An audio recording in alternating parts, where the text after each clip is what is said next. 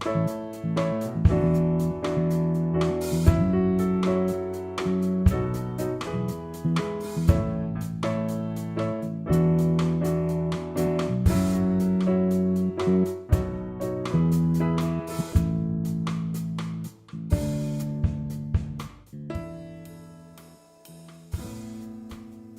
I help you with it?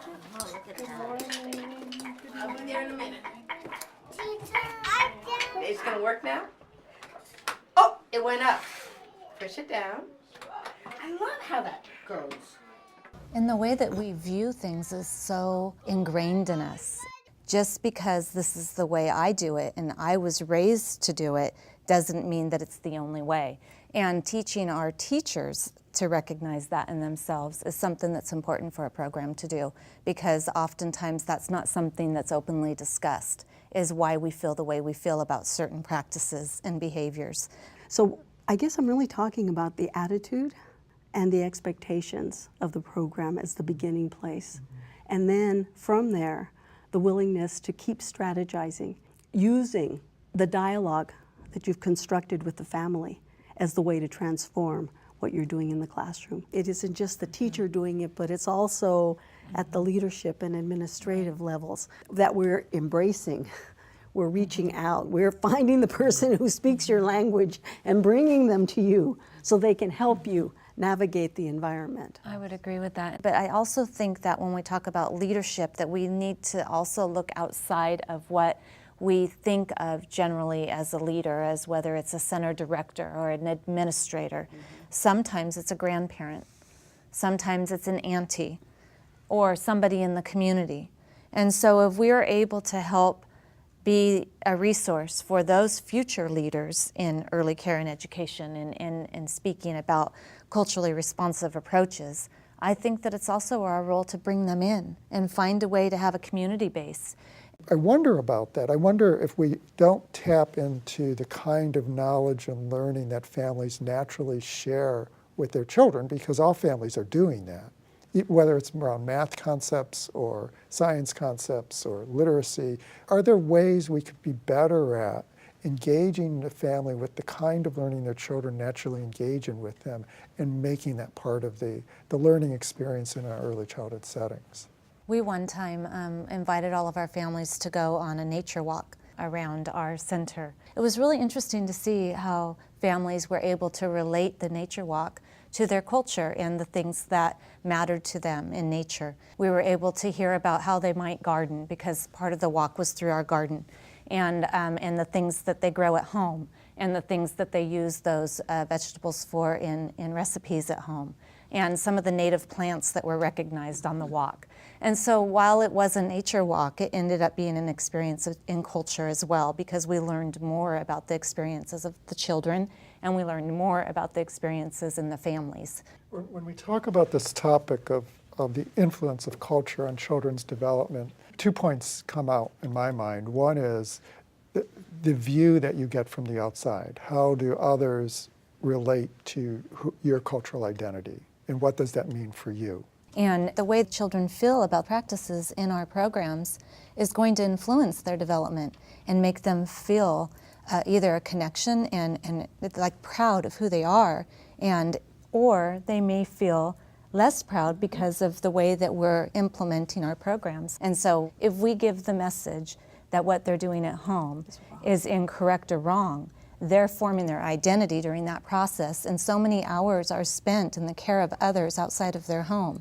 We oftentimes view difference as a deficit, and a child coming up seeing themselves as different because their culture doesn't match the dominant culture can begin to pick up a notion or an idea or a consciousness that there's something wrong with them, or there's something wrong with their family, or there's something wrong with their community, and for some reason or another they don't measure up. And this can happen very early on, just in terms of perhaps the way a child is held by a caregiver, or the words that a child hears from a caregiver, or the attitude that a child perceives a caregiver has towards their parent. So culture it's very, very important because it is what we experience every day, and we want to make sure that that experience for all of us but especially for young children, is as positive and embracing and as inclusive as it could be. We've talked a lot about culture, and diversity is also included in the fact that not all families look alike. And in our diverse programs, we have families with same-sex parents, and we have families with grandparents raising children, and they might talk about their birth parent. And so there's a lot of dynamics that we need to acknowledge when we talk about family. When you look across the spectrum in terms of the world, you see all different models and examples of how families grow and develop, and how children and human beings grow and develop differently than the Eurocentric model. And we have to become more knowledgeable about that, more accepting about that, and more transformed ourselves.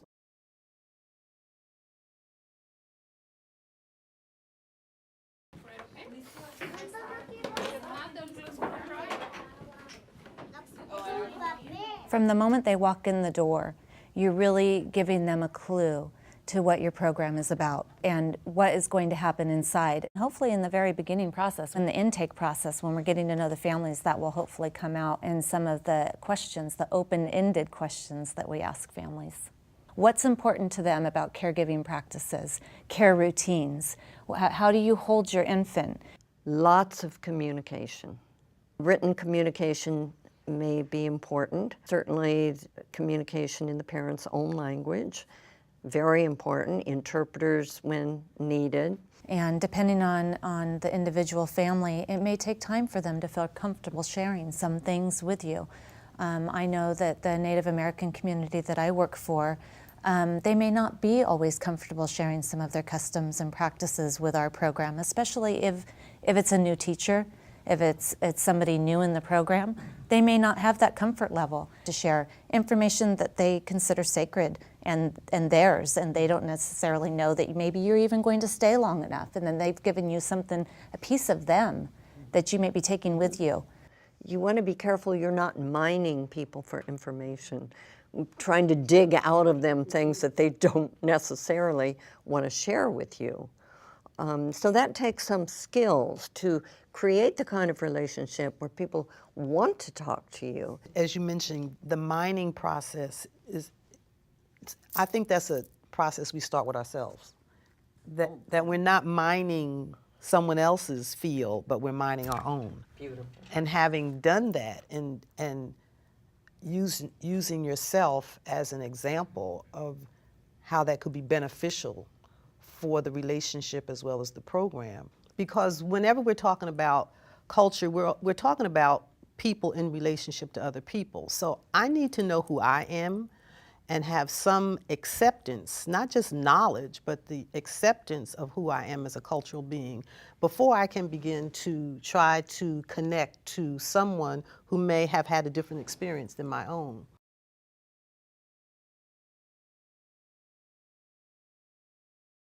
有写着什么不同的字，对不对？所以呢，就好像拼图一样，你们可以帮我拼出来吗？我们是不是要做地？ Culture is both pervasive in everything we do as well as something we're not always conscious of. That impacts how we learn, how we view the world, how we interact with others, and how we look at and see children and understand them and their families. It also has a significant impact on how children function within our programs.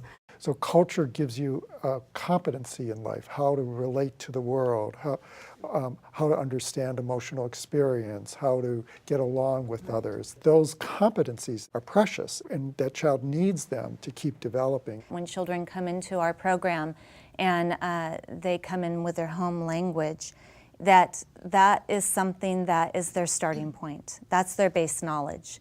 And we build upon that base knowledge. One way that we sort of assess children all the time in terms of their abilities is their ability to communicate their feelings or their thoughts adequately. And I know that all children aren't necessarily encouraged to be verbal the same way. So, you know, in some families and in some communities, children having a lot to say back could be considered talking back, or children asking a lot of questions could be not necessarily looked upon as as something to be promoted. And many times children learn in families and in communities to express themselves nonverbally. Also, in Western culture, there's such an emphasis on individual success and how you do as an individual, but that's not true of all cultures. A lot of time it's based on the group. And so when we think about how a family may be expecting our program outcomes to look, that's going to also be very different. And so we have to help people to understand this area of professional development or knowing about something is an area for you to inhabit in the questioning mode more so than the knowing mode. And we have to be able to ask teachers questions like, how did you come to that conclusion? And once you start asking others questions, you can begin to incorporate more information. And it's not comfortable for us to be in that place of disequilibrium, but it's a place where knowledge begins to emerge, and we can change our thoughts. So, And then our behavior. and our behavior, that's right, and our behavior, right. Having those opportunities to really step back and observe ourselves, I know it's hard to do, but are just so valuable in giving us the insights into our deeper issues. And many children of color, I think, learn how to sometimes not say anything verbally, but to say something behaviorally or physically. The more time I spend in the classroom with the children, the more I'm aware of how important it is for me to keep my eyes on their expressions of their thoughts or their feelings or their moods in a nonverbal way. And the competence is exhibited in the teacher being able to interpret those messages. For teachers to be able to have relationships in seeing children for who they are, it means that there also has to be within the program a structure that allows adults to build those relationships with each other and have that level of trust so that they can begin to tell the truth and can begin to confront their biases safely within the context of caring for families and children, and be able to talk about it, and where we take responsibility for using our observation of ourselves and of others as a basis of beginning to open up the dialogue so that we can get to the deeper issues.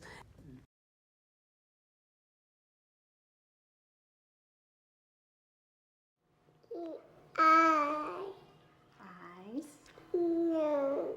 No. Papa. Baby needs a papa. I think the way that Julian and Louise describe it in their text is the idea of visibility and invisibility. That when a child walks into a classroom where they're reflected in the environment, they gain this sense of visibility. Having things in multiple languages, having artifacts from many cultures of representing the children, having photos. Bulletin boards for parents, sometimes libraries for parents. We've taken books and had families take them home and write in the book in their own language so that if someone is in the classroom, they can read it in that language as well as having it in English. In infant programs, you're asking families to record music that they use at home and bring it in, record nursery rhymes and songs, trying to get people to understand what tourist curriculum is, that it's just visiting a country, not understanding how irrelevant that is to children and how much that teaches them negatively about the depth of understanding someone else and someone else's experience.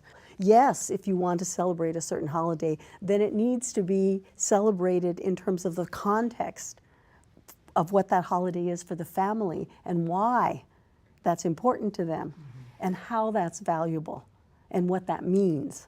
And also bringing things from home that might be meaningful, whether it's a blanket or things that are familiar, like the types of foods that are served, the way that you soothe the child.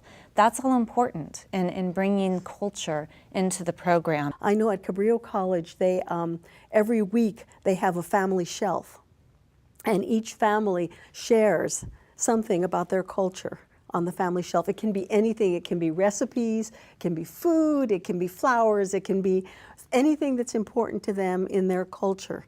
And that's an ongoing thing that they do throughout the year, so that you're continually having this self-reflection, this reflection of who you are in the environment, and that makes a difference. If we try to think of culturally inclusive as a systematic approach to creating effective environments for children rather than as just environment or as a pieces. So I think that in a culturally inclusive program, every family is valued and honored, that families are active participants in the program, in the curriculum, and also in the assessment of the program, that the environment makes every child visible in all of the ways that we've talked about already, that teachers are actively and continually exploring cultural relevance in their classroom, and that there is ongoing and continual dialogue between program and parents, between parents and teachers, between teachers and teachers, and between teachers and children. And that all of the kinds of activities that are presented are relevant to the experiences and lives of the children they serve. So I think that it's a combination of all of those things that help to make a classroom really culturally relevant for children.